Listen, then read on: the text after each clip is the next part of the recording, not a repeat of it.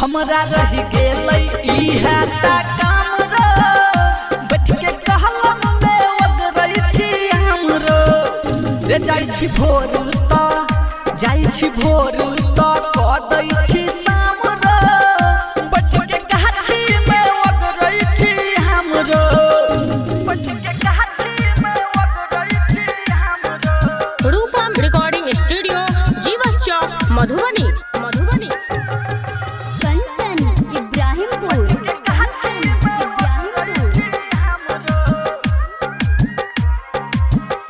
दोस्त मिता हिता साथ खेली भइर दिन तास दोस्त मिता हिता साथ खेली भइर दिन तास बहै हवा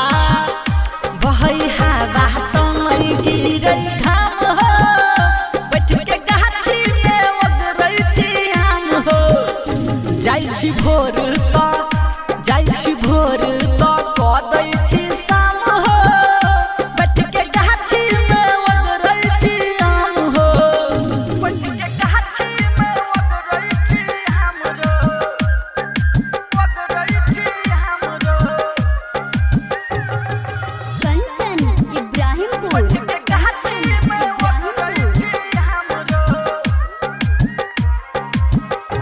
ओतै गायरी कम चान दै छी गाछी पधियान ओतै गायरी कम चान दै छी कलम पधियान चोर पकड़ई में हमर बड़का नाम हो बैठ के गाछी में ओगरै छी हम हो धेने छियै माल दह पधियान हो बैठ के कहलम में ओगरै छी हम हो बैठ के गाछी में ओगरै छी हमरो।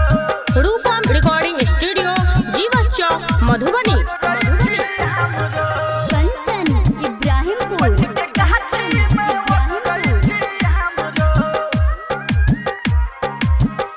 भैरव रूपम अजित गाबै कलमे में गीत भैरव रूपम अजित गाबै कलमे में गीत करै तोलिया इच्छा क आराम रो बैठ के गाछी में ओगरै छी हमरो